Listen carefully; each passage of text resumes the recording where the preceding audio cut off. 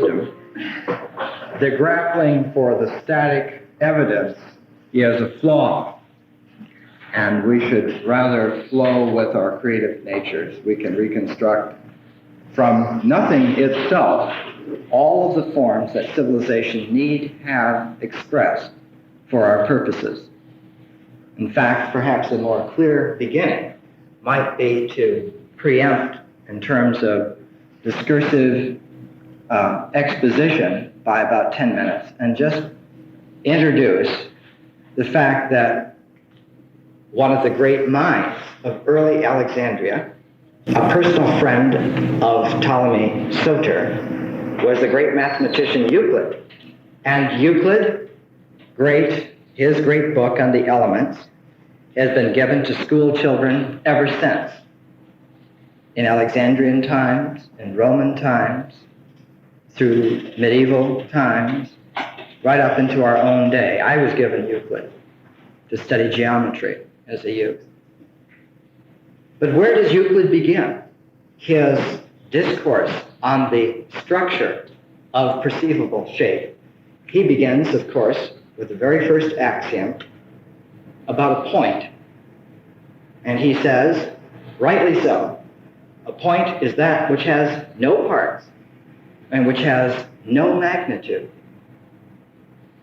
What an incredible intellectual achievement to be able to think of a phenomenal focus that has no parts and no magnitude. It preempts by 400 years the great Asian idea of shunyata, the void, nothingness, emptiness. And it shows the acumen of the early founders of the city of Alexandria, that they didn't begin with ABCs, but they began as inheritors of at least 600 or 700 years of very sophisticated civilization. And of course, the great-great-grandfather of it all was Homer. And because of the two great complementary cycles of human understanding, the Iliad speaking of wrath and the labyrinthian entanglements in phenomenal form which the human spirit is liable to encounter because of wrath and its encumbrances, and the extrication of wrath by the great journey fleeing from the scene of wrath back through its vicissitudes home. And because of this great spiritual clear-sightedness expressed in Homer, after 600 or 700 years, we should be greatly surprised that the true inheritors of Homer should not have begun their city with great comprehension and final purposes already in mind. It is, of course, an apocryphal story related by Plutarch, related also by Arrian, of Alexander the Great, who considered Homer the most single important treasure of his life. For instance, when he had defeated the armies of Darius and all of the treasures of the royal Persian Empire were displayed, as was their wont in that day, on great fabrics in front of Alexander, and he, roaming through this museum treasure house, chose for himself the choicest of all objects, this incredible bejeweled box which Darius had kept under his throne. And Alexander, holding this box up with his boyish, mannish enthusiasm, asked all of his great generals and wise men, his entourage of fine people, "What shall I keep in this box?" And after all of their suggestions on mundane levels, Alexander informed them, "None of those things. I will keep in this box my copy of Homer's Iliad, because it is the relational structure of the reality which we are now expressing in our lives, in our doing, and in our purposes." And he placed his copy of the Iliad, given to him by Aristotle, in the great treasure box of Darius, and holding it under his arm, proceeded into Egypt. And it was on the beaches, camped out within sound of the surf, that Alexander had a tremendous dream. And in the dream, an old white-haired man approached him and holding out his finger in an arc of design, as Homer says, "Within the foaming sea there lies a certain island right, against the shore of Egypt, which of ancient Pharos height." And upon waking early in the dawn hours, Alexander, getting his entourage out, rushed down closer to the beach and looked out. And there, about 3/4 of a mile beyond the beach, the pounding surf, was the low-lying island of Pharos. And through this visionary visitation of Homer to Alexander the Great was the point with no magnitude founding of Alexandria. And being in somewhat of a strait to lay out a city, having no chalk for marking, they used the meal of the soldiers. You must understand that soldiers in battle in classical times ate barley meal and not meat. It was only when they were reduced to circumstances that they ate meat. And so they took the barley meal and began laying out a possible outline and design on the shoals and beaches of the future site of Alexandria. And off from Lake Mareotis, which lay just to the south of this spit of land, about 2 miles across, this great flock of birds, hungry because it was a sort of swampy corner of the Egyptian delta, and ate the meal that had been laid out. And Alexander, thunderstruck, turning to his wise counselors, and they conferring immediately with themselves, came to the conclusion, probably rightly so in retrospect, and rightly so for their political lives, and said, "Oh, but Alexander, this is not a bad sign, but rather a good sign. Alexandria, your future capital, will feed the world with ideas and wealth." And Alexander, taking their interpretation, which had been timely, proceeded. He commissioned a man named Dinocrates to conceive of a design for Alexandria. And in those days, architects did not work by committee. They rather worked by envisioning the shape, because it was the shape that gives intelligence to human purpose in doing. Just so, Euclid's geometry teaches us the genesis of all shapes. And of course, Euclid's Elements goes from a point of no magnitude to the development of a 20-faced solid. And once one has understood that in terms of imagination and memory and intellectually, and able to envision shapes that complex, the doors are wide open of the universe. One can think of any shapes of any complexity anywhere in time-space. This Dinocrates, thinking of what would be the royal shape of the city of Alexandria, being steeped in Homer and the ancient Athenian development, suddenly came to the exclamation that it was the royal cloak, the peplos of the statue of Athena in the Parthenon, which when spread across the land would make the wonderful shape of Alexandria. And so this idea of the royal peplos of Athena, and you have to understand that in the Parthenon, the statue of Athena was about 40 feet high, of ivory, inlaid and carved with various appropriate elements, gold and electrum and so forth. And once in the year, a great ceremony of all the nobles of the city of Athens would make a parade and take this enormous 40 or 50 foot embroidered cape, embroidered with all the mythological images that comprise the Greek universe, into a pattern which fit the cloak of the Lady of Wisdom, took it down to the ocean and washed it in Piraeus, and then brought it back to the temple, to the Parthenon on the Acropolis, and clothed with their efforts and their diligence the great statue of Athena. And the ceremony was considered the most sacred in the Greek world. And in fact, what were the great friezes around the Parthenon but the sculptural exposition of this procession? And if you look at the friezes of the Parthenon and its sculptures, this is the action that they declaim, this great procession of carrying the Peplos to Athena. So it was this cloak that was given the shape of the city of Alexandria, the robe of state, the robe of state.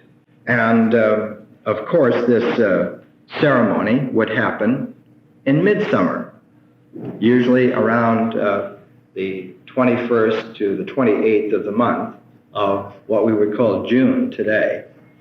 And on each of the days, there was a certain ceremony.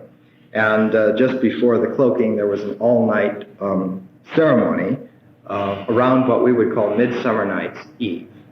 So again, we see the reverberations all the way back to the beginnings. The first man in charge of developing Alexandria was a man named Cleomenes, because Alexander had to move on. He went from Alexandria, from the site, into the great Libyan desert, several hundred miles, to consult at the great ancient, one might almost say archaic, shrine, the oasis of Siwa. It was a shrine of Amun-Ra, but before it was a shrine of Amun-Ra, some 10 to 12,000 years ago, when the great Qattara Depression was a lake, it was the great capital of an empire at the end of this fantastic lake of the great Qattara Depression. The lake has since filtered through the sands throughout time, and there's an enormous semi-inland ocean of fresh water under the Libyan desert there at that region. It is also a site where, in the heat of summer, one would be able to see certain shapes and forms in the Nile Valley reflected by mirage off the Qattara Depression and would be visible from Siwa, which is why the reflective surfaces of the great pyramids were so polished and burnished, so that they would reflect and transpose themselves by mirage into a visible site in the midst of the desert, and so that the Oracle of Siwa had an incredible position of the geometry of meaning and reality for the foundations of civilization at that place. So it was quite natural for Alexander to take himself to the temple of Amun-Ra, and he went in alone to hear whispered to him the confirmation that he was, in fact, the point with no magnitude coming into form and expression. And thus he was, in fact, the true son of the god. So Alexander moved on. All of the generals moved with him on to the conquest in Asia. And Cleomenes, a very adept administrator, was left in charge of the project of commencing with the building of the city of Alexandria. Now this area down below is a lake, Lake Mareotis, Marud today, so that Alexandria actually was a finger of land in between two bodies of water. And from the beginning, the conception was that Alexandria would be a double port.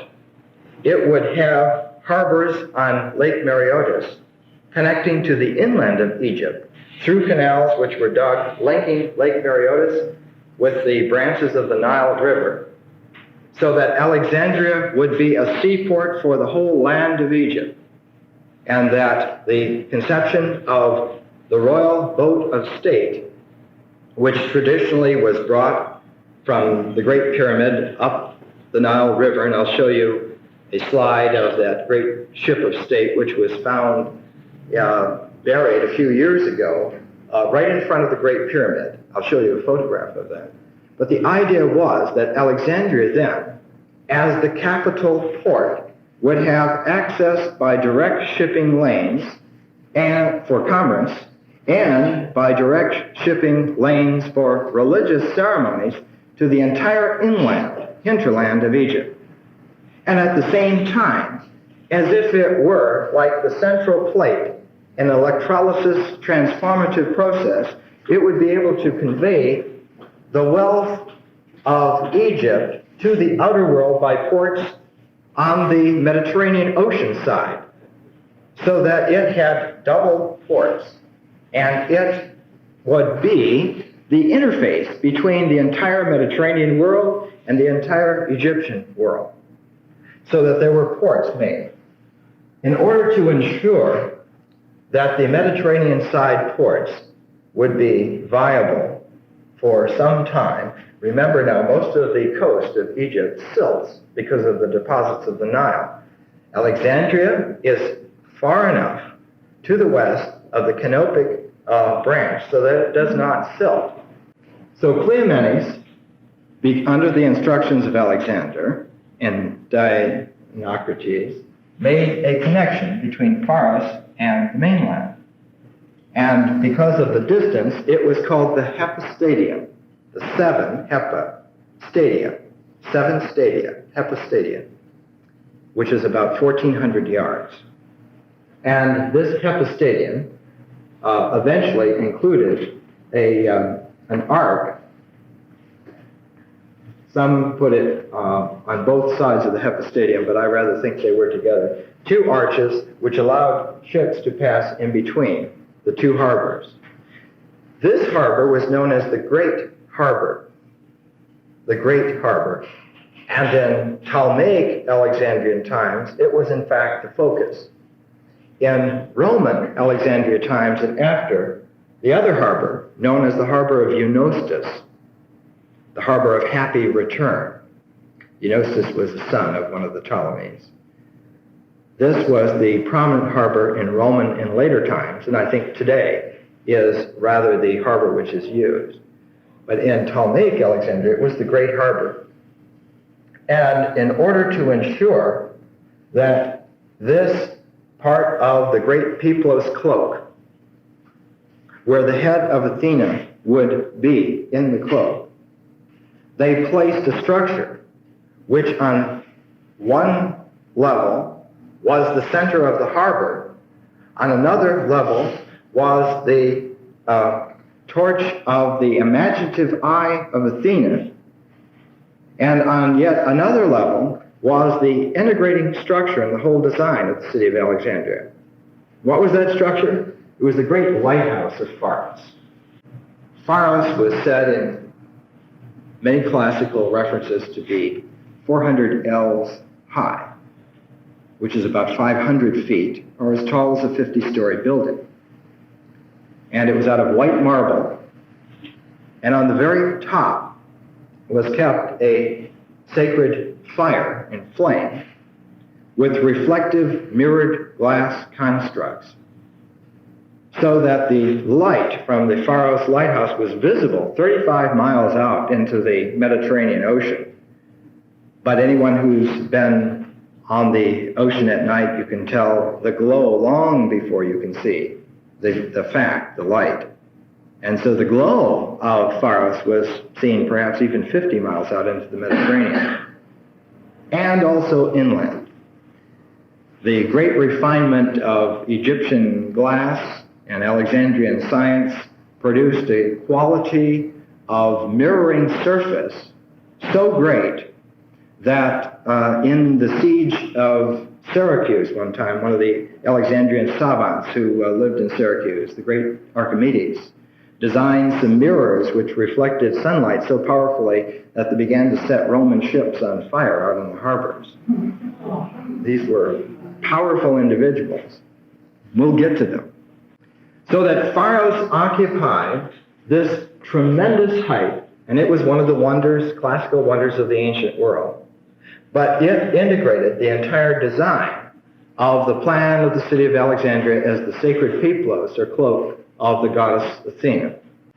The Heptastadium, then, connecting Pharos, the island of Pharos, with the mainland, and in this region, just to the west, had been for some time an Egyptian fishing village, which was suddenly enlarged and refurbished, and its name was Rakotis. And beyond Rakotis was the cemetery region called the Necropolis. And in from Lake Mareotis, just somewhat to the east, an inlet was made, and on for shipping, for docks coming right up. And in this region, just to the west of the Heptastadium, there was a little construct here, which in classical times formed a watertight harbor, and it was called the box, or the Sitibos, the box. And in this great harbor region, there was a very small island, shaped somewhat like a boomerang upside down, and it was given the name of Antirotos, because Rhodes had become a great civilization at that time, the island of Rhodes, and this little tiny island in Alexandrian humor was the Antirotos. And the Antirotos had a very private little harbor, and there was a palace which was built on here, and there was a little linking up here with the land. And later on, much later on, when Mark Antony was feeling the pressures of the loss of empire, he had another spit of land made out here that went out just past Antirotos, and on the very tip of this, he built the Timonium. Remember, Timon of Athens was the man who so hated human life and complications that he lived in a little hut, cursing all men, except for Alcibiades, who he used to hug a lot and even shower with kisses, and people said, "Why are you doing this to Alcibiades?" And he would say, "This man's going to cause a lot of trouble for humankind." So Shakespeare's Timon of Athens is a play about this very Timon. And Mark Antony, in order to scourge himself, built his hermit's hut, the Timonium, on the end of this bit of land out into the great harbor, saying that he would have nothing more to do with mankind. This peninsula, which was just to the west of Antirotos, the Lochias Peninsula, was the site of the royal palaces. They were placed here on the tip for beauty's sake. The Mediterranean in that region at that time was so clear that it was said that ships coming into the great harbor could look down and see the stones on the bottom of the ocean, and that the clearness of the water just scintillated and sparkled, and you can imagine in the Egyptian sunshine, and this enormous city of white marble and alabaster, and it was all interspersed with gardens and trees and great groves. I mean, elegant. The main street of Alexandria, which came from the western gate here and ran across to the Canopus gate over here. This street was 136 feet wide, about 14 lanes, and it had a huge arcade on each side of it running all along, and great trees and so forth. So at the very major street, the Canopus street here, was of unbelievable proportions and excellence. So the great palace was located here on the Lochias Peninsula, and near to it, near to the shore here, was where the great theater was kept. And there was a special high ground, high-level road that ran from the palaces direct to the theater and the museum complexes which were nearby. And this road was called the Royal Road. And that's the origin of that phrase, the Royal Road. Of course, our great friend, Dr. Heller, wrote a book called The Royal Road about Kabbalistic tarot meditations. He'll be lecturing here tomorrow on Sunday. But the Royal Road was the designation from ancient Alexandria, from the palaces direct to the entertainment and the wisdom. And in fact, it was used in a metaphor once when Philopator asked about some brief summary of sciences, he was told by one of the savants, "Master, there is no royal road to wisdom. We have to work for it patiently, day after day." And that was the meaning of the phrase. We have, in our experience, a great description of entering this great harbor from the classical geographer Strabo, who was in Alexandria about 24 BC. So he was there at the end of the Ptolemaic era. And I have a paragraph here of Strabo's description as one would enter the great harbor and scan with the eye across to the Heptastadium. He says, "And the city has very fine public sanctuaries, and the palaces, which form a quarter or even a third of the entire city." A third or a quarter of the entire city was the huge palace complex. "For each of the kings added some adornment to the public dedications, and also added privately further residential blocks to those already existing, so that now, in the words of the poet, from others, others grow. But all these buildings are continuous to each other, and to the harbor and what lies outside. And within the palaces lies the museum, and so the palace section would be an enormous area here, all contiguous with arcades and gardens and courtways, so that it was enormous and massive. It staggers us until we review some of the ancient structures.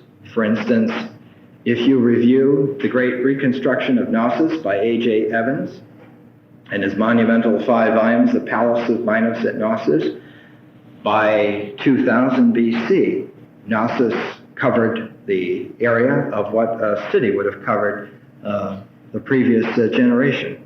So they were long used to, in this part of the world, of having grandeur on a colossal scale. Why? Because it showed the expressive power of their connection with the universe. This was the flowering of it. Therefore, it should be grand and great. Strabo goes on to say that within the palaces lies the museum, which has a covered walk, and the Greek word for the covered walk is the peripatos, from which we get the peripatetic, the Aristotelian philosophic schools.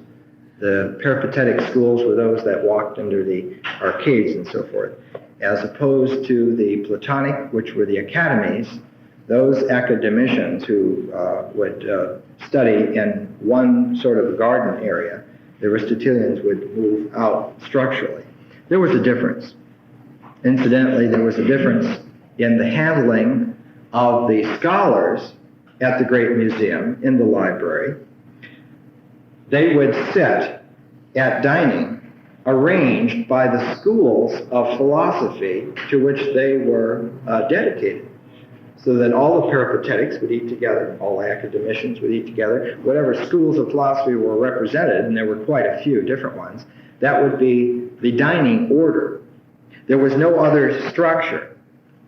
It was the eating together, the communing, which made them a whole, but they were totally free as individuals to investigate whatever area they were investigating.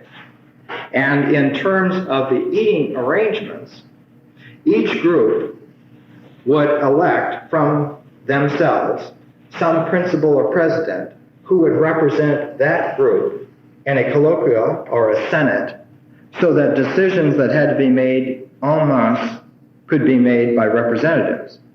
And the presiding officer or priest, we should use that term, the presiding priest of this senate of the library was appointed by the Ptolemies, so that the royal decree was in charge of the decision of the direction of it all, but the suggestions and the development came from the body, which were representatives of the entire individual whole. And this idea of the priesthood of the library, I think, should be emphasized, even though there were a lot of what we would call secular purposes in the Alexandrian learning savant circle. There was always the notion that this was a divine occupation. The exercise of man's wisdom mind was in itself a religious endeavor. The name museum comes from a building dedicated to the muses. It is the temple of the muses. And what do the 9 muses teach man but the arts and sciences of his expressive blossoming in the phenomenal world? The muse of epic poetry, Calliope, of course, being one of the major ones because this was Homer's muse. Terpsichore, the muse of dance, and so forth. There are many. Clio, the muse of history. There are 9 of them.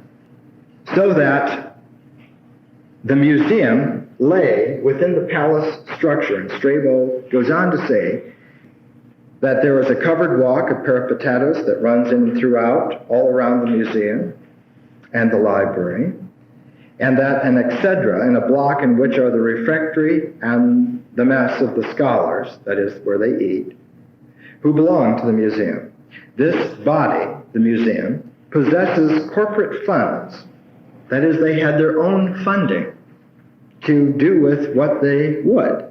They were able to invest these funds, and because of the great wealth of Egypt and the great business acumen of the Alexandrians in the Mediterranean world, their investments blossomed, and they were able to be very, very wealthy indeed.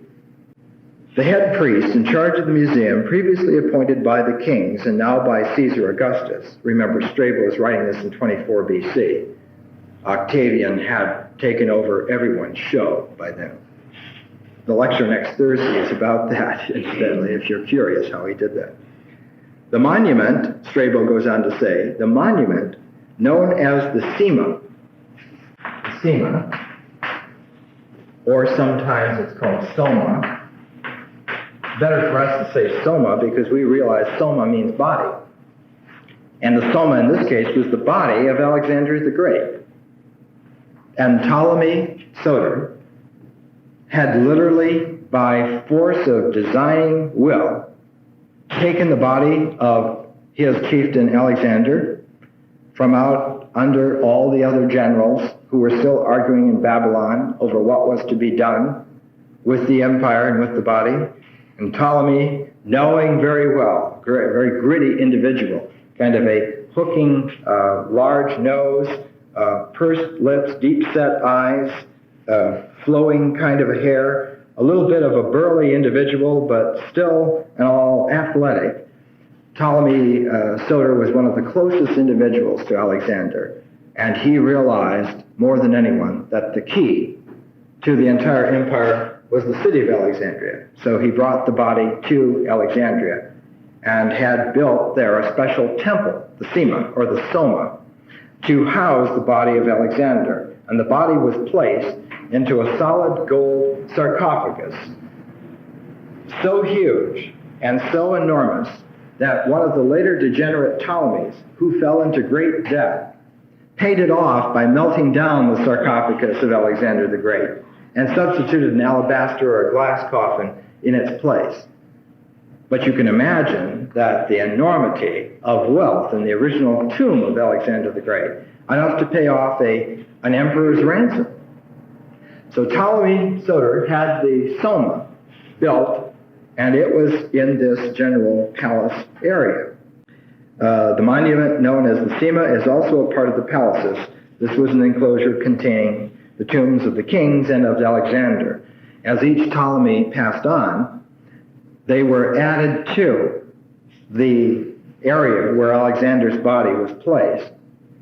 And this was like a visual representation of a growing puzzle of physical complication and expression coming into manifestation and finding its final form in this geometry of the tombs of the gods as they increased. And of course, each of the Ptolemies, as they came into prominence and flourished, styled themselves as gods. Ptolemy Soter the first, being a very rough yet elegant Greek, did not like the idea of being deified so much. He liked the idea of Alexander being deified because he had seen so many wondrous things with him. So it was not until the next generation that he was given this full deification. But still in all, there wasn't much of a contrast between the veneration of the founder of the dynasty and the god Savior, Ptolemy Soter. Soter means savior. And they were called Ptolemy the First and his wife. All the Ptolemies have a special relationship with their wives. And Ptolemy Soter and Berenice, who was his second wife, his first wife had been a woman named Thias, who had accompanied the traveling generals and the armies on their battles. Haetaria is the classical designation of her. That is, she was not a proper royal wife, but was a woman taken and kept for many years, and thus a wife in virtue of a common law marriage, that sort of thing. They had a child. But his second wife, Berenice, a very elegant woman, exquisite woman. Ptolemy Soter and Berenice were styled as the theoi of Soterius, the savior gods. And their descendants, the next generation, Philadelphus and his second wife, Arsinoe, the second, were styled as the theoi Adelphoi. That is to say, these are the savior gods, these are the brother gods. Brother gods, a man and a woman as brothers. Arsinoe was his sister as well as his wife, but they were men and women only in the physical incarnation of that particular phenomenal era, but they were spiritually brothers. They were a bifurcation of the divine energy, just as the theoi Soteres formed a harmonized duet, so the theoi Adelphoi came along, and the next generation styled themselves as the theoi the good-doing gods. And in fact, they were so proud of the fact that they had understood this declension of the divine manifestation that when it came to Euergetes and his wonderful wife, they made sure that it would be understood by everyone in no uncertain terms. They raised a wonderful stela, and this stela was placed in a very conspicuous part of the Nile Delta. I think I have in here. Yes, here it is. It's called the Decree of Canopus, and it is the third book in a series by E.A. Wallace Budge. The first two volumes concern the Rosetta Stone, and equal to the Rosetta Stone in its expression in both Egyptian hieroglyphics, in hieratic Greek writing, and the Demotic Egyptian writing in three different language structures, the royal purposes, the fulcrum upon which the royal purposes of life were expressed, were declaimed. And this great stela, the Decree of Canopus, was about 7.5 feet high, and when it was on its pedestal, it was probably about 10 feet high. And it has the characteristic rounded arch at the top, which is the beginning shape, arc shape of the Ankh.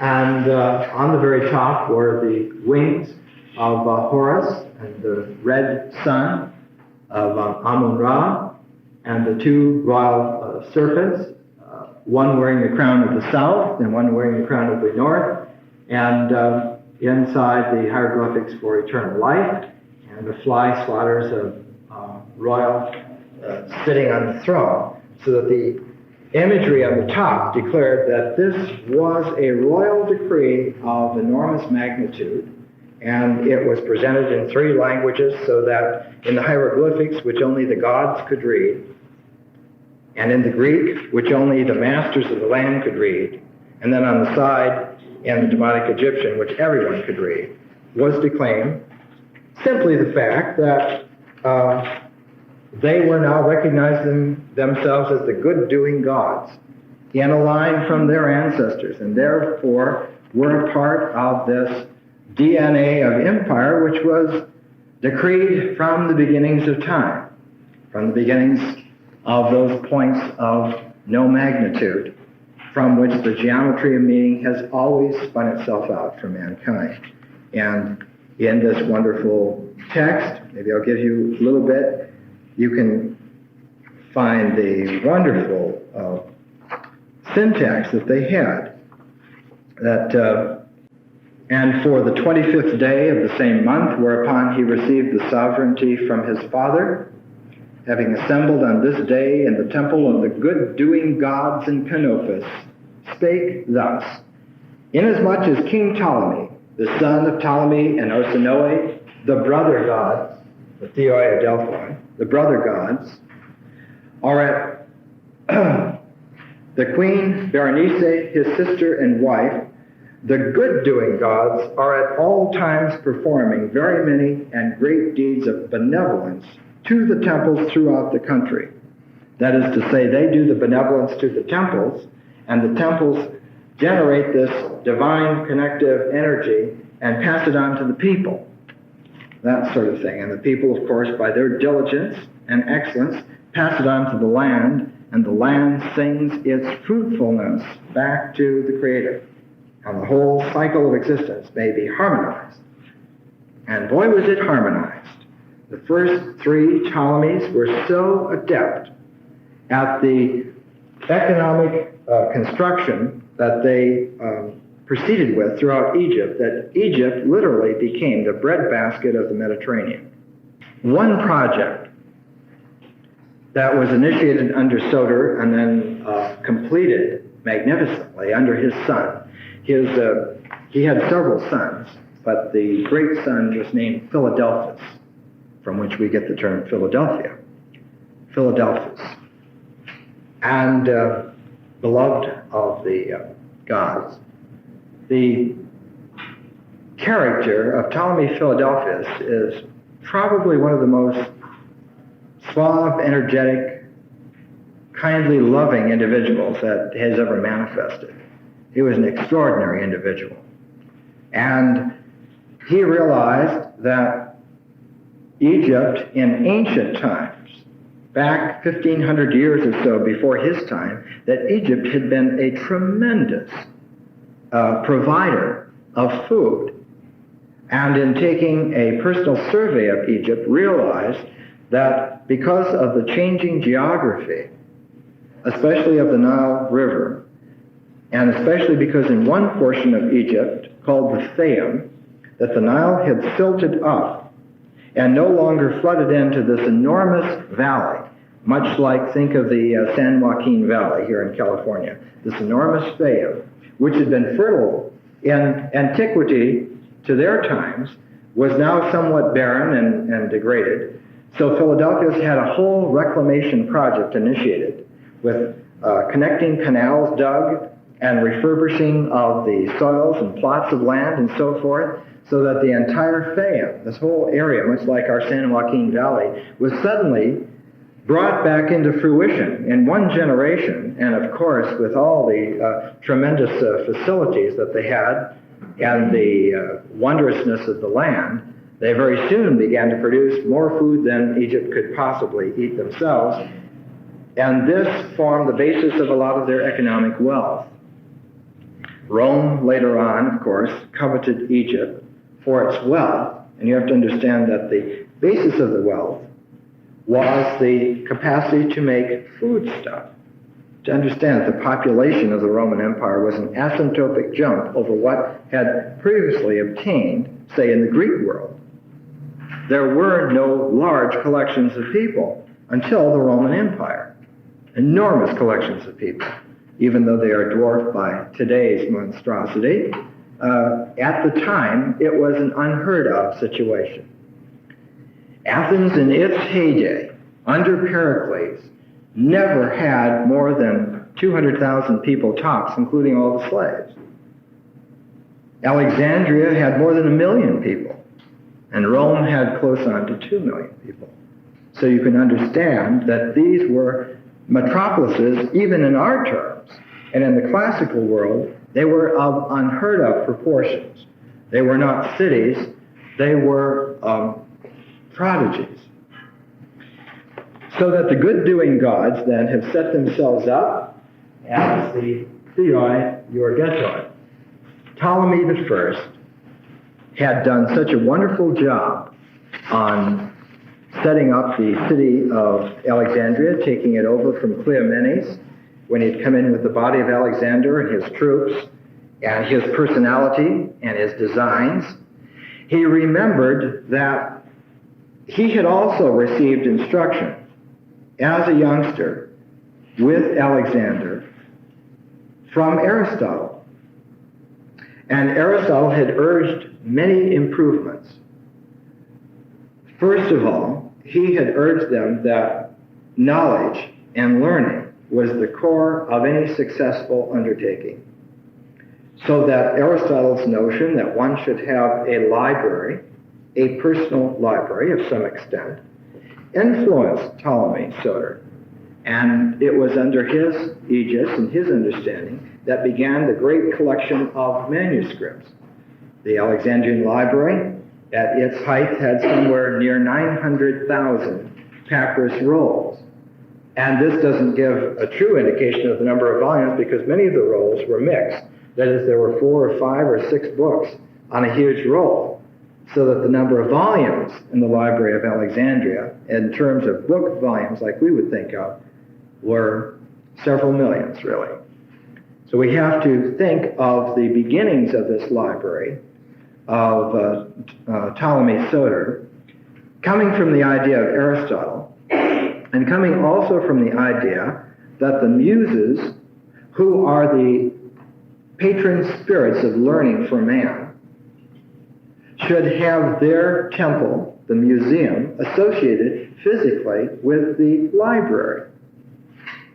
And in fact, when we look at the ancient evidence and refer to it in quite detail, we're hard-pressed to say that the library was a separate building.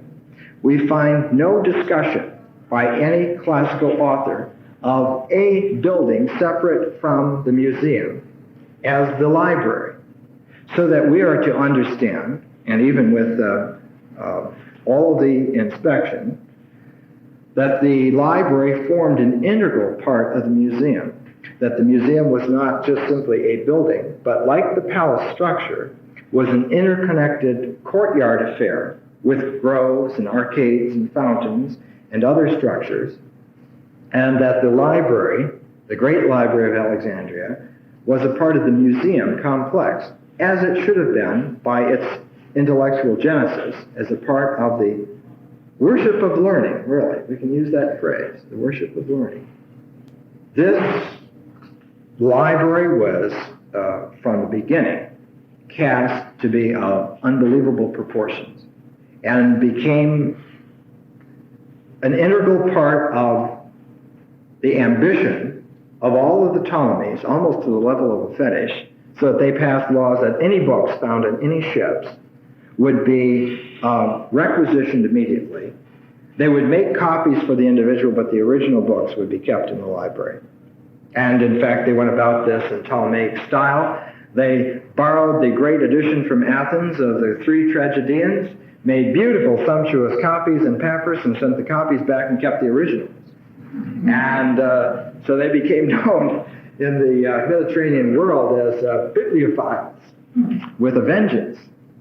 And in fact, later on, after the great library, a lot of it was destroyed through the Alexandrian War of Julius Caesar in 48 BC. The first thing that Cleopatra demanded of Antony when she had a source of power again was the Royal Library of Pergamum that had 200,000 volumes. and that was given to her as a gift, and she refurbished the great library at Alexandria. There were, in fact, though, two libraries in Alexandria. There was the great library, which was in the museum, but there was a second library, which was of enormous proportions, even so, above 1/3 volumes, which was in the Serapeum, which was the great temple for the god Serapis, which was up on a mound in this section of the city. The Serapeum was connected to the Hypostadeum by a road that came down. And the Serapeum, the columns of which were so huge that they could be seen out to sea as ships were coming into the harbor. And in connection with the Serapeum was the daughter library to the great library in the museum. You want a few more details? How about this description by Strabo of the great harbor, and then we'll have tea. And then we'll talk about what was this god Serapis. Strabo says, as you enter the great harbor, you have Pharos and the lighthouse on the right, and on the other hand are the Coriades and the Lochias promontory, on which there is the palace. As you sail in, there are on the left, then, in continuation of the buildings on Lochias, the inner palaces, which contain many and varied dwellings and groves.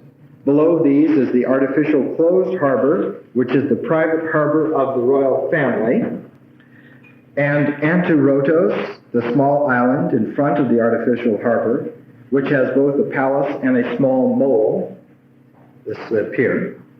And they call it by this name as if it were a rival to Rhodes. The theater overlooks the island, the great theater. Next is the Poseidion, the temple to Poseidus, the god of the sea. Poseidon was Neptune in Latin.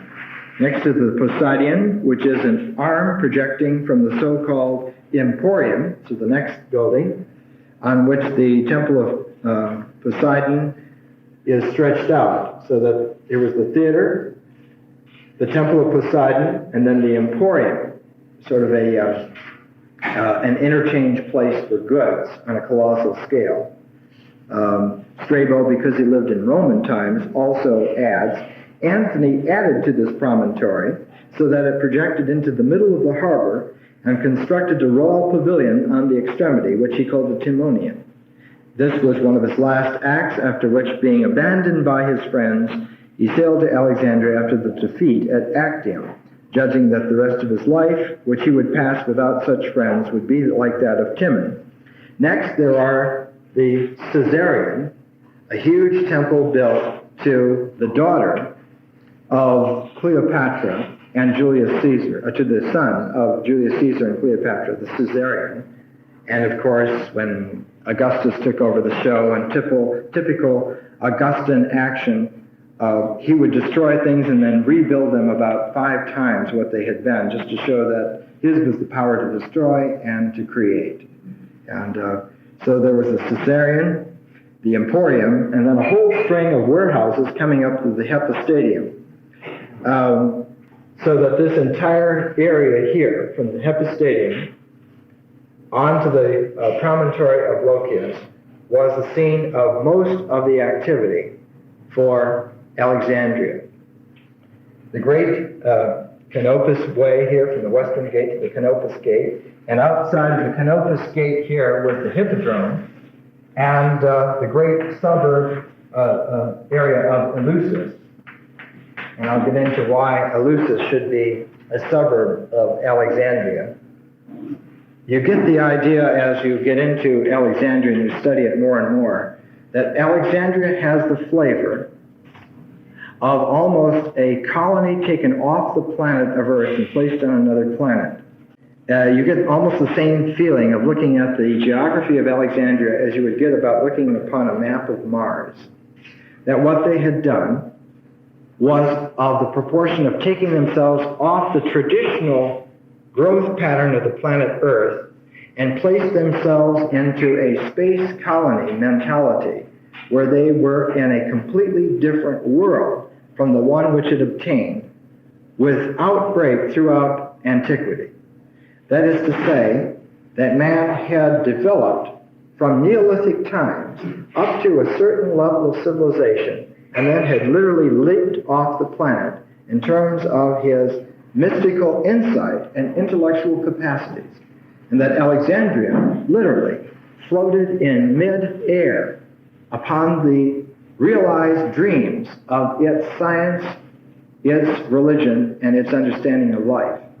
And I think it can be epitomized by the fact that after Philadelphus' wife died, Arsinoe, wife and sister, he loved her very dearly, after she died, he undertook a project to have the roof of the Arsinoeum made over with a magnetic lodestone so that the metal statue of Arsinoe would be suspended in midair and floating by magnetic properties. These were the kinds of dreams and capacities which they had. Unbelievably, none of this exists anymore. Great natural subsidences in this area of the Mediterranean have sunk a lot of Ptolemaic Alexandria under the waves. And the silt and debris from several thousand years covered it. And 2 years ago, when some friends of mine went to the harbors of Alexandria to do archaeology, they found that they had to penetrate some 30 feet of water and mud and silt in order to find certain monuments, traces. And it was declared time and time again by 19th century travelers before the modern huge metropolis of Alexandria got refurbished and built, that one could look out into the harbors on clear days and see the progressive floorings and walls of ancient buildings on out into the level of the harbor. Probably still true today. Even more so just 100 years ago. So that the subsidence of materials naturally has decayed. The Romans changed Alexandria around. Many things were preserved, but many things were refurbished and rebuilt. And we would need a whole other lecture on Roman Alexandria to have the second great flowering of the city, which we'll have sometime, I think maybe next year. Then came the Arab conquests of 646 AD. And when they came in, of course, the cut and slash technique of the early Islamic armies destroyed a lot of the monuments. But also, even in late classical times, in the times of when Plotinus was in Alexandria, there were whole sections of the city of Alexandria that were abandoned, depopulated, overgrown. I was always reminded 10 or 15 years ago when you could go into the area of downtown Los Angeles and see the weeds growing on some of the Bunker Hill slopes. That kind of a feeling tone, that right in the very center of the city, what had once been the most elegant part was just weed patches and so forth. And then the vicissitudes of the great drought of the Middle Ages, when the lights of learning were dampened so that only a few individuals, like the tarot card declaims, under their cloak of wanderers and travelers, kept the sacred starred light of wisdom burning. 1,000 years or more, Alexandria lay in ruins and decay. And then, of course, with the great refurbishing of this area of the world in the 19th century and in the early 20th century, many areas were just filled in and built up on or moved around so that almost no traces of Ptolemaic Alexandria exist intact. So that we must reconstruct it in our imaginative mnemonic capacity to recall through the facts, through the literary sources, through our intuition of various patterns that always hold true for man, and reconstruct in our minds this city. This great work of reconstructing Ptolemaic Alexandria took place about 10 years ago with the publication in 3 great volumes of P.M. Fraser's Ptolemaic Alexandria, which we took up a collection and bought a set. It's out of print, but it was out of print the first year it was put out. They only make maybe 2,000 to 3,000 sets of books like this. And of course, there are enough learned people in the world to immediately sop up a printing like that. We bought this set used for Mr. Hall's 80th birthday, and we are all glad that we did. And it forms the great reconstruction of Ptolemaic Alexandria for the first time since Strabo's time, 24 BC. So the first time in some 2 millennia, we have a halfway decent idea of the scope, the grandeur, the background of the great Ptolemaic Alexandria. Perhaps this is a place then to go through the Ptolemaic dynasty just briefly. The founder, of course, Ptolemy Soter, and his second son, Philadelphus, who took over. There was an older son who was nicknamed the Thunderbolt, a very violent individual who came of no good. Philadelphus was the second, and usually when they write it, they will write it Ptolemy 1 Soter. And then it will be Ptolemy 2 Philadelphus. And 3 was Euergetes.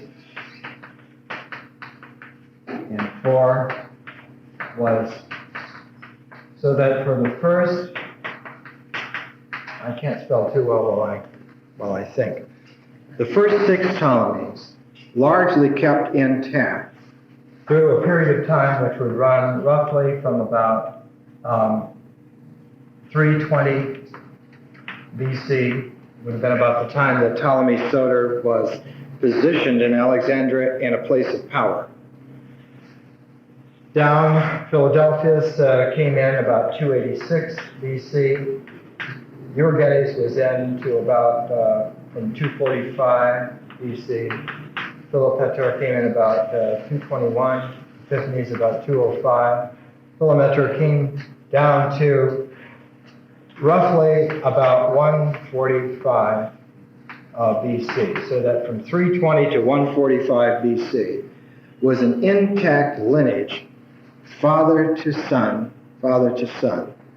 keeping the continuity of the design alive and healthy, and keeping the city growing. And even though there were some vicissitudes, there were some foreign wars. Philadelphus set the pattern, the change from his father Soter, who was a great general, one of Alexander's greatest generals. Philadelphus learned how to make interfaces by marriages and so forth with contending powers, so that there would be the idea of family structure knit in so deeply that many of the Hellenistic empires actually were so related that they couldn't bring themselves to conquer each other. It was only later on, when the family ties began to dissolve and the threat from Rome came in, that there were these great, huge wars. At 145 BC, the brother of Epiphanes and brother of Philometor, who was known as Physcon, he was known technically as Euergetes II, but he's known in history as Physcon, Ptolemy VIII. He would be, banned the savants from operating independently in Alexandria, and for a period of his generation, the librarianship of Alexandria, which had gone from distinguished person to distinguished person, went to a certain man named Sidus, whose nickname was the Spearman. And it took a long while after 145 BC, for the energy to come back, for the wisdom to come back, for the energy to come back. And the person who brought it back and temporarily had it shine again was none other than the much-maligned Cleopatra, technically known as Cleopatra VII. And she, of course, carried it down to the death of herself and Mark Antony in Alexandria, with Octavian encamped on his couch of millions of men outside the gates of Alexandria, which was about 30 BC, roughly.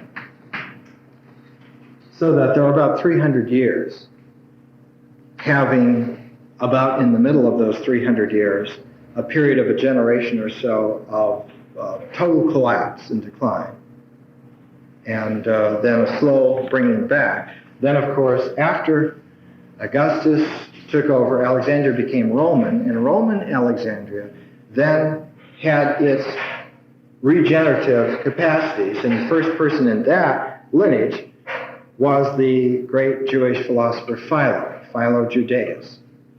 A large section of Alexandria, let's take Physkon out and put in a large Jewish quarter here in Alexandria. And this was the scene of great ecumenical learning. And we fortunately have about 12 volumes of Philo's writings from antiquity, when you put all his collected works together. So we have an enormous spread of information and material from one of the most elegantly urbane intelligences of all time, giving us a clear view of the end of Ptolemaic Hellenistic Alexandria and the beginnings of Roman Alexandria, which was equally illustrious. It produced the great Corpus Hermeticum, which was the nascent beginnings of the Hermetic tradition. It was the origins of esoteric Christianity, Alexandria, Clement of Alexandria, and Origen, and of course the seed of Neoplatonism with Plotinus and so forth. So Alexandria flamed into recognition again in its second life, its second half in Roman Alexandria. And Philo and Augustus really are the dividing line of those two great eras. My lecture Thursday night covers that event, that fulcrum. And it was indeed a fulcrum in terms of world history, because it's the appearance also of the fruition of the messianic hope through the appearance of Jesus. Now, as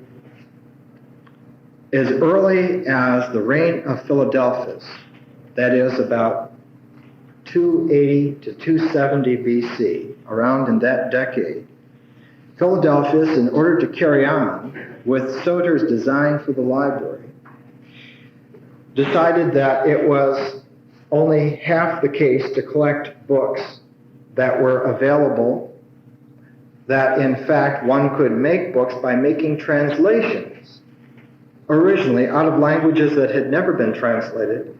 So Philadelphus, being a first-class mind, began to commission translations from all the major languages on earth,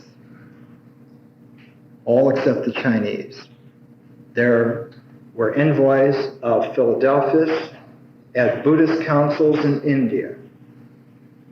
His great contemporary, Ashoka and Chandragupta Maurya, were in constant communication with Alexandria. But one of the greatest projects, of which we know quite a bit because we have the actual evidence, Philadelphus was encouraged by a friend of his father's at the end of his life, a man named Demetrius of Phalerum. Demetrius had been a soldier. He had been the man in charge of the city of Athens for about 10 years, so that he was an expert in city constitutional law. But he was also the seed generator for this great library to come into being. And it was his idea that Philadelphus took to make translations, and he also took from him the key idea that there was a tremendous wisdom in the Hebrew language in the kingdom of Judea. And so Philadelphus sent the high priest in Jerusalem at that time was a priest named Eleazar. And Eleazar chose 4 Philadelphia's translators, 6 translators from each of the 12 tribes, so that he sent 72 translators to Alexandria. And they were put up in a part of the museum, part of the great library, and they made the first translation of what we would call the Old Testament, the Pentateuch, the books of Moses and so forth, the Hebrew Scriptures, into Greek. And we have, if I can find that book up here, here it is, the Septuagint version of the Old Testament. It is classically said that there were 70 translators, but that's somewhat inaccurate. There were, in fact, exactly 72. Their translation included for the very first time, the Bible being translated into another language. And as it was translated, the Jewish population of Alexandria began to have, again, this tremendous capacity to envision on a spiritual level and in terms of a language of its day, the insight into the workings of divinity, so that there began to be written very soon after that time in Alexandria books which since have become scripture that are included. Usually they were included in the Septuagint version. They are called Apocrypha in the normal designation. And 2 of the books of the Apocrypha are worth noting. The first one was written about 190 BC in Alexandria by a man who styles himself as Joshua ben Sira. And in fact, I have someplace here the full name. It's a very long designation. Simon ben Joshua ben Eliezer ben Sira. In other words, he's saying that I am as a being, yes, the son of my father, but also that I place myself in this focus of tradition from not only my father, but from this motion from the high priest, and also as an individual. Sira actually in Hebrew means thorn, but it can also mean metal. And it has a designation which is indicative of sharp exactness. So you can think of him as being an enormously sophisticated, urbane Alexandrian Jew, but with the exactness of mind that one would expect after 100 years of Alexandrian refinement at the level that we're talking about. His book, usually called Ecclesiasticus in Latin, is called Ben Sira in the rabbinic tradition, or you can just call it the Wisdom of Sirach. It's in our time, the normal scholarly translations just would refer to it as the Wisdom of Sirach. The second book, and I'll get to it in just a minute, is called the Wisdom of Solomon, and it was written in 50 BC in the time of Cleopatra, because that was the time of the great revival of bringing back the flame of the wisdom of Pharaoh's great torch of freedom back into Alexandria, so that these 2 Jewish books show us 2 eras in which the spiritual fire of Alexandrian insight, born high on the ecumenical worldview of the tradition of Alexander the Great, burned brightest, so that we have 2 dates, 190 BC roughly, and 50 BC, where these were really high apex points in Alexandrian civilization. And we have the books total because they were preserved as scripture by the Jewish people. And so we have them whole. In fact, the Ben Sira was translated around 132 BC by his grandson into Greek. And for a long time, people thought that perhaps the book itself had been written in 132 BC and referred back out of a spiritual metaphor to his grandfather and so forth. But in 1896, in a wonderful archaeological discovery, they found the Hebrew text of Ben Sira. And it does, in fact, go back to 190 BC, and it's the only apocryphal book for which we have the Hebrew text, the Book of Wisdom, it's called sometimes. Because in the wisdom tradition of Judaism, the Wisdom of Solomon forms the third book in a trilogy, a triad, of which the second book is Ben Sira, of which the first book is the book of Job. So that Job and Ben Sira and the Wisdom of Solomon form a trilogy or a triumvirate of religious insight texts known as the wisdom literature. And this should cause no consternation to Platonic scholars, especially of the Alexandrian persuasion, because it was in Alexandria that one of the great librarians there arranged the Platonic dialogues into trilogies also, so that we could see that not only were the Greek tragedies written in trilogies, but the Platonic dialogues and the wisdom literature of the Old Testament and many other examples, so that the trilogy aspect of Thrice Greatest Hermes is an inherent structural part in the way in which human wisdom is written out for the nous, or the intelligent moving area of the mind, to record and understand. We move in triads. And of course, what is that Euclidean shape of a triad? That's the triangle, whose solid form is pyramid.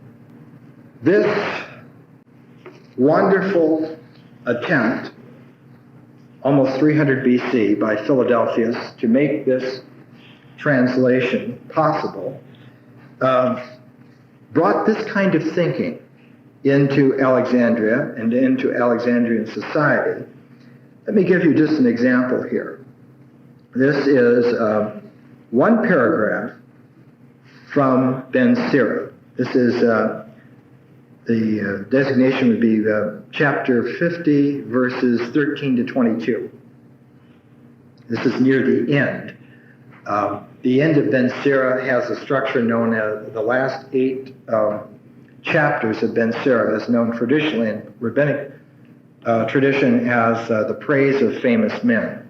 And what it is, of course, is saying that because of the infusion of the fear of the Lord, which is a love and graceful thing and not a terrifying thing, that we now have famous men who exemplify this, and the core of this experience is somewhat like this paragraph. This is written about 190 BC in Alexandria. When I was yet young, or ever I went abroad, I desired wisdom openly in my prayer. I prayed for her before the temple, and will seek her out even to the end. Even from the flower till the grape was ripe, hath my heart delighted in her. My foot went the right way from my youth. Up sought I after her. I bowed down mine ear a little, and received from her, and got much learning. I profited therein, therefore I will ascribe the glory unto him that giveth me wisdom. For I propose to do after her, and earnestly I followed that which is good. So shall I not be confounded. My soul hath wrestled with her, and in my doings I was exact. I stretched forth my hands to the heavens above, and bewailed my ignorance of her. I directed my soul unto her, and I found her in pureness. I have had my heart joined with her from the beginning. Therefore shall I not be forsaken. My heart was troubled in seeking her. Therefore have I gotten a good possession. The Lord hath given me a tongue for my reward, and I will praise him therewith. So a selection there from the Alexandria of 190 BC. This wonderful flowering and development of the original view of Alexander, the ecumene, that man had matured to the point of a single world, a one world, wherein there should be some hub, some matrix, wherein all the focuses of all the traditions could come, and not mingle to a schmear, but move together in a complementary fashion so that there should be a sparkle of the wholeness rather than just a dull blend of some average. And the sparkle of the wholeness is what the Ptolemaic dynasty really preserved, probably longer and better than any other single spiritual tradition that came into a manifestation. When we look at the time period here, we're looking at a very long time period where wisdom was indeed protected to the extent that the whole world was able to glisten together, and one could not only have one's choice, but one could understand the wonderful transcendent capability underneath them all for a resonance in that area which Euclid, at the very beginnings of Alexander, had declaimed: a point is that which has no parts or which has no magnitude. A line is length without breadth. The extremities of a line are points. A straight line is that which lies evenly between its extreme points. So that the geometry of meaning, and Pythagoras said geometry is history, so the geometry of meaning and of history and of shapes, of forms, comes from seemingly nothing whatsoever. And by saying so, it begins to have its shaping capacities. By points of no magnitude, joining into lines of no breadth, making figures of reality and perceptibility, and so forth, and so on into phenomenal shape, wherein we think in our illusory way that we have our only being. At the end of this development, still keeping with the Septuagint, still keeping with the books of wisdom, a quotation from the Wisdom of Solomon from 50 BC, near the time when Cleopatra VII was bringing together Alexandria again. I mentioned Thursday night that she spoke every major language of her time, and was one of the reasons why she was so charming to anyone who ran across her, because she could speak to any man in his native language. Egyptian, Hebrew, Persian, Greek, Latin, whatever it was. She was somebody. So this from her time, the Wisdom of Solomon, and just a paragraph.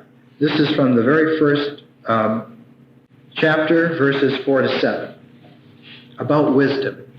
It's always personified as a woman, you see, Sophia. Sophia. There were lectures on this earlier this year that I gave in the auditorium.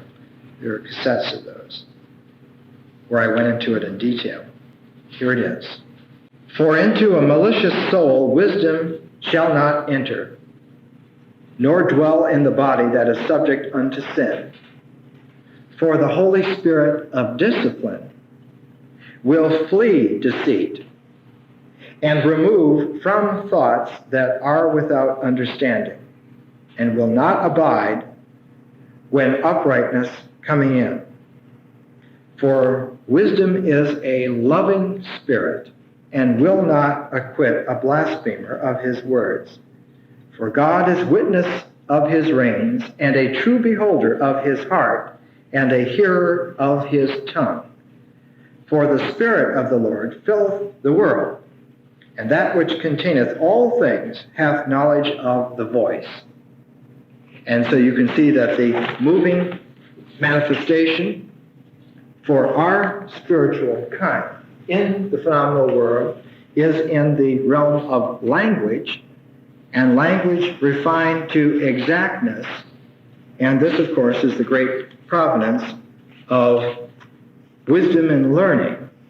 And where is that wisdom and learning kept as a true focus? Yes, in Alexandria, but where? In the museum, in the library itself, in the person of the head librarian for whom this sacred task was focused. Now, Demetrius of Phaleron had given the original impetus to Ptolemy, reminding him about Aristotle's idea of the library. He had begun thinking about this. One of the earliest tutors, Philotas of Kos, Philadelphus, his son was born on the Isle of Kos in the Aegean just north of Rhodes, right off the Asia Minor coast. But the first great librarian was a man named Zenodotus. And he became librarian roughly around 285 BC. So that all this time, from say 320 BC to 285 BC, was actually a generation of building the buildings, setting it all up, getting it underway, so that there was, as Gertrude Stein would say, a there. The first act in Alexandria that Ptolemy Soter did, incidentally, was to make coins. There never were coins in Egypt. They always paid by little metal rings.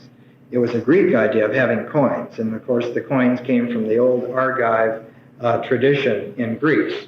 Argos, the Argive plain is where Mycenae was in Tiryns, and the old Mycenaean civilization, the inheritors of that were the first to make coins in Greece. And so Ptolemy Soter was the first to make coins in Egypt. And he struck coins as early as 320 BC. In other words, as soon as he got to Alexandria and was in power, he confirmed it by the way in which a lot of people associate power always. Who made the money? Who owns this money? Well, if you made it and you own it, you got it. That sort of thinking. It took all that time, some 35 years, for there to be a position of the head librarian.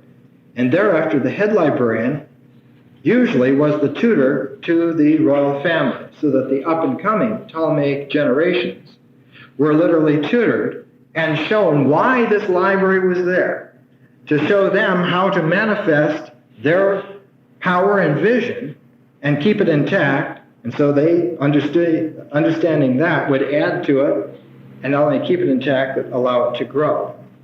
All of this kept intact until the time of Philometor, where there was a generational gap, where the next Ptolemy, Ptolemy VII, was a youngster and was quickly taken out of the scene, and so there was a break in the tradition.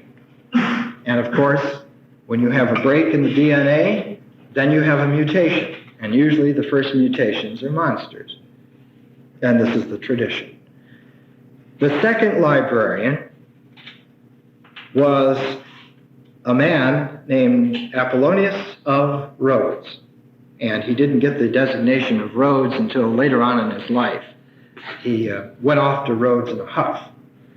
He went off to Rhodes in a huff because one of the most learned men of the times, who was not the chief librarian, but who was the cataloger of the entire collection, a man named Ptolemaic, had had a literary dispute with him.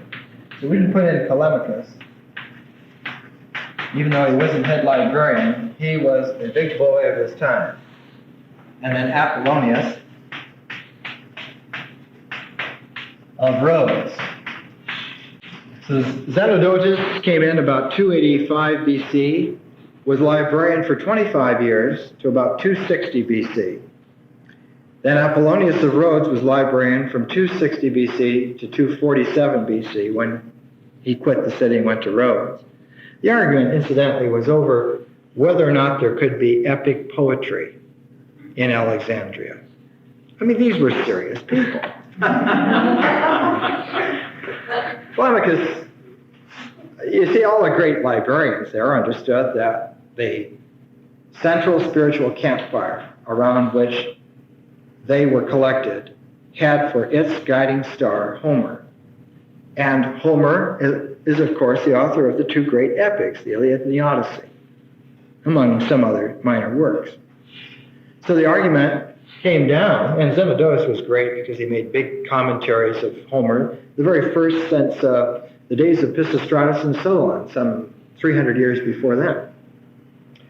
Ptolemaic said there were no more great epics to be written. They'd been done, and the times were for smaller poetry, lyrics and elegies and so forth.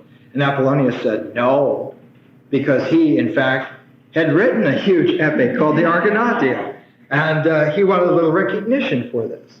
And he had even tried to upstage Homer a little bit by taking a legend that went back before Troy, and included all sorts of people that were kind of dubious as perhaps historical characters. He threw in Orpheus and Hercules and added them to Jason and all the heroes he could think of, and then sent them off on this great expedition from Argos to the Black Sea, to Colchis, which was about the farthest place the Greeks of that day could think of going. And, of course, the Order of the Golden Fleece comes from all that, you know. It's an interesting thing because the idea behind the Argonautia of Apollonius of Rhodes is that this was the first time in Greek history that long ships were made that were capable of sailing on the seas. That navigational techniques, astronomical understandings, navigational capacities had joined with the physical capacities to make these long boats, and that they had been, in fact, dovetailed with the psychological strength of character and mind to sail out of sight of land and go on these expeditions. So the Argonauts were the first spacemen of the Greek era, way, way back. And so Apollonius had written this wonderful epic, and Ptolemaic said, well, it's beside every point that we can think of. You'll just have to shelve it. And Apollonius left, went to Rhodes, and probably ate lemons in the shade, thinking about posterity. He was succeeded in his post as librarian by one of the greatest savants of all time, Eratosthenes. And Eratosthenes was librarian for quite some time. I think I have on my list that he was librarian at Alexandria for 53 years. He was just there. And of course, his erudition was oceanic. He cataloged the entire library, hundreds of thousands of scrolls.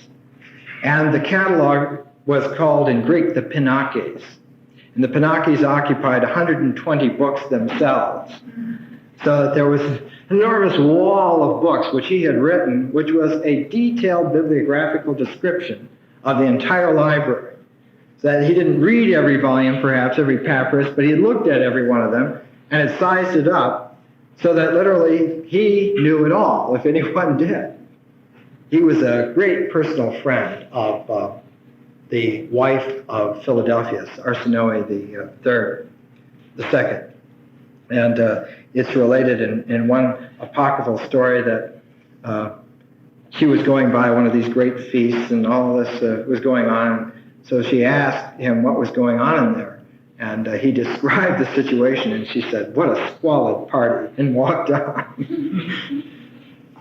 Obviously, the Ptolemies hosted a lot of friends whose luxurious ambitions in life they did not share personally. They made courtyards available for them, but had their own life on the royal road.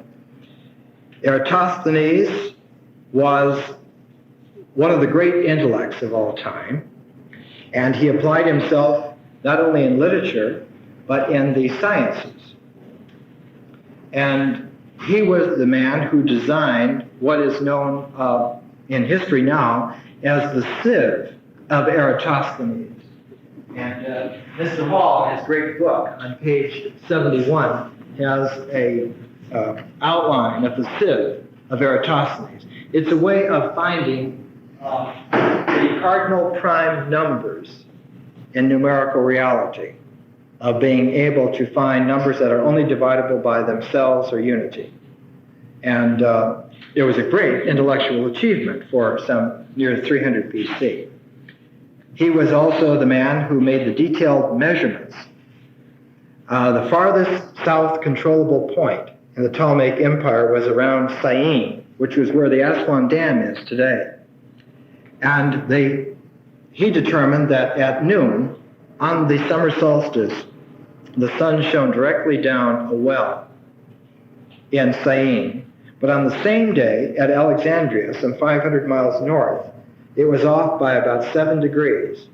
And so Eratosthenes, after interviewing travelers to try and get the distance exact between them, postulated that the Earth had a diameter and circumference of such and such a dimension. He was off by 50 miles, but it wasn't bad because he didn't have computers to work with. So he was really somebody. And being around for 53 years as the chief librarian, you can imagine that the place just scintillated. He was succeeded by a man named Aristophanes of Byzantium. Aristophanes was born in Byzantium,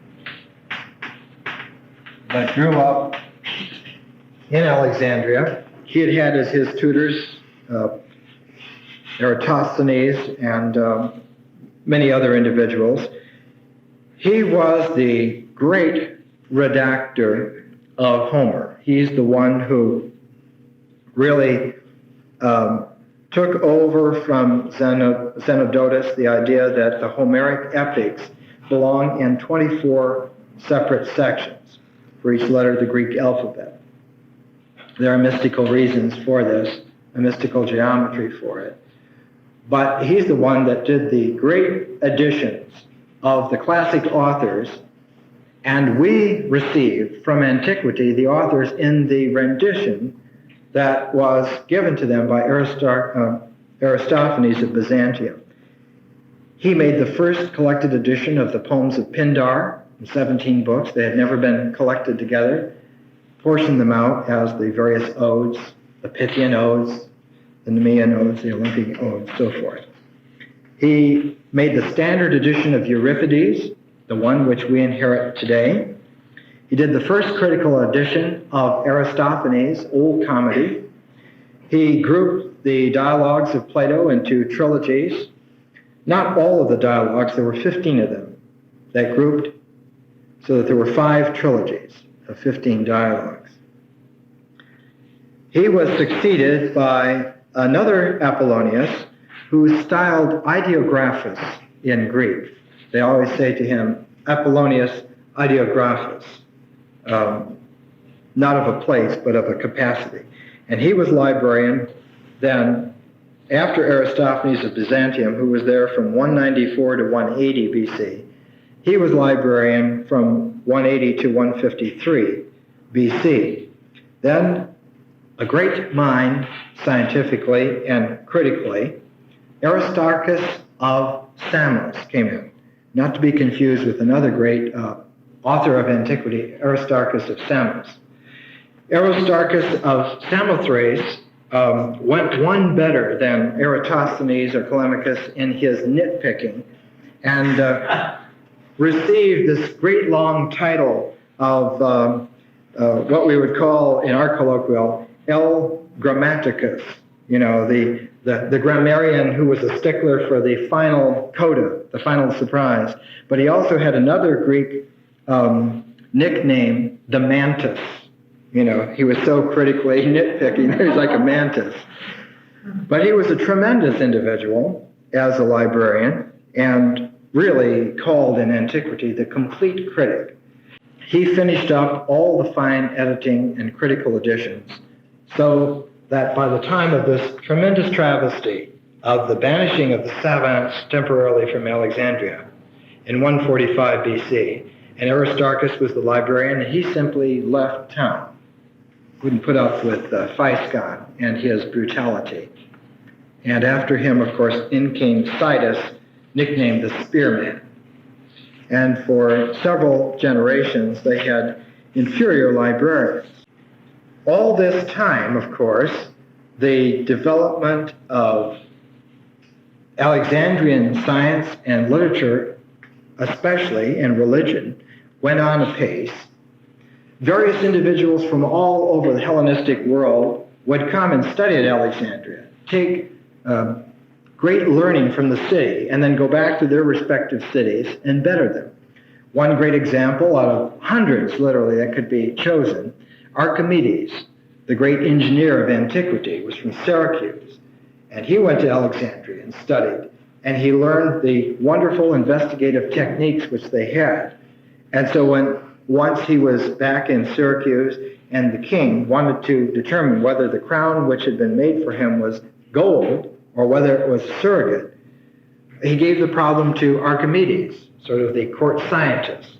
You have to understand that after Alexandria got going, there were court scientists instead of court magicians all over the Hellenistic world. Science replaced magic because science was more astounding than magic. Archimedes was thinking about this problem and carrying it with him in the old Hermetic questing way of just keeping it suspended and then paying attention to what he was doing in physical reality, in phenomenal time-space, looking for the clue. And he was just easing himself into a tub, and suddenly he shouted, "Eureka!" and ran without his clothes on through the street shouting, "Eureka! Eureka!" And he got back to the palace stark naked and showed the king that if you immersed a certain quantity of gold in water, it would displace a certain amount of water. And any other metal would displace a different amount of water, so that he found that the crown was in fact pure gold and proved it by this buoyancy displacement principle. And of course was rewarded probably handsomely with clothing. Couldn't resist that. He was the typical Alexandrian sovereign, the individual who could take an unknown situation, start from scratch, and in an orderly procedure, by watching scientifically the observation of natural phenomena within the context of tremendous organized learning, bring it into focus, almost like the two eyes coming into focus to see the solution, literally the solution to the problem. And this was, of course, a technique which Alexandria literally taught the world. The first real great physicians of antiquity. I know we talk about Hipparchus and so forth, but the first really great physicians in antiquity were from Alexandria. One of the most famous was Herophilus. And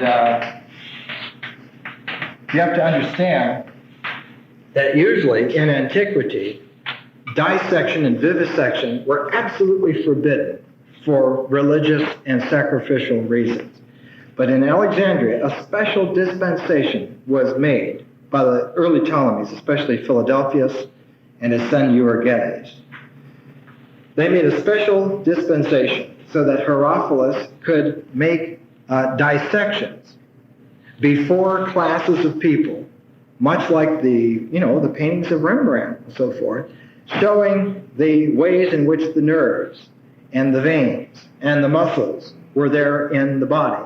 And Herophilus, in fact, was able to follow the patterns on the brain, come to various parts, and knew that there were sensory parts of the brain and that there were other parts of it.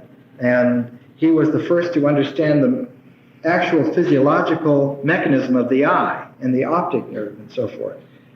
All of these writings existed in antiquity and were known in late antiquity to great physicians like Galen, but then were destroyed and lost, so that they were rediscovered literally thousands of years later and considered discovered for the first time. But the Alexandrian doctors and sciences had done this long, long since. I think that there are just obviously many other aspects to Alexandria that could be listed. And I could go on literally for another 2 hours. But let me close with a view of the life of Alexandria, contemporaneous with Philadelphus. There was a wonderful writer at the time named Theocritus, and he wrote a series of poems called the Idylls. These are the first pastoral poems in history. And they concern the everyday life of Alexandrians about 270 BC. And in the 15th idyll, he has in the idyll a dialogue between two Alexandrian women. And I'd like to give you portions of that because it's a clear insight into a level of civilization which we have again become familiar with. And it existed 2,300 years ago in this city that has disappeared. Gorgo arrives and she says, "Is Praxinoa at home?" And Praxinoa yells, "Gorgo, of course I'm home, darling. How long it's been. It's a wonder you got here at all. Eunoa, get her a chair and put a cushion on it. It will do very well as it is." "Well, do sit down then." Gorgo says, "Well, I'm a helpless thing, Praxinoa. I barely got here alive through all the crowds and chariots, big boots and men in soldiers' cloaks all over the place, and the road going on forever. You really live out too far." Praxinoa says, "It's that crazy husband of mine. He comes out here to the ends of the earth and buys a shed, not a house, just so we won't be neighbors. Out of sheer spite, the brute, he's always the same." Gorgo says, "Darling, don't talk about your man, Dinon, like that when the little one's around. See, woman, how he's staring at you? There, Zipporah, honey, she doesn't mean daddy." The other woman says, "Heavens, he understands." And the other woman says, "Nice daddy." And later on in the dialogue, she says, "But come, get on your dress and cloak. Let's go and see the Adonis show at the king's Ptolemaic," which was this huge building, the Ptolemaic, where they had exhibits and rites and so forth. And she says, "Let's go and see the Adonis at the king's Ptolemaic. I hear the queen's got up a fine show." And then Praxinoa says, "Well, everything's fine in fine houses." And Gorgo says, "Well, what you've seen you can talk about when you've seen it and others haven't. So it's time to go." And then Praxinoa says, "Well, every day is a day off for people with nothing to do." So they go off. And as they go along the way, on this crowded way, and you have to imagine Alexandria just teeming with life. She says, Praxinoa says, "They're like ants. You can't even count them. You've done," then she says in a paean of gracefulness, "Well, you've done many things for us, Philadelphus, since your father joined the Immortals. Nowadays, at least, no ruffian slips up on you in the street, Egyptian style, to do you in. The tricks those rascals used to play, a nasty lot, one as bad as another. Oh, dear Gorgo, what's to become of us? Here come the king's war horses. Oh, dear fellow, don't ride me down. The brown one's rearing. How wild he is. Get back, Eunoa, you reckless girl. He'll kill the man leading him. Luckily, I left the baby at home." And Gorgo says, "It's all right, Praxinoa. Well, we're past them now, and they've gone to their post." And then she says, "Well, I'm pulling myself together again, too. I've been more scared of a horse or a cold snake than anything since I was a girl. Let's hurry, the crowd is swamping us." So they go inside, and they see these wonderful tapestries which the Queen Arsinoe had lined the pearls of wisdom.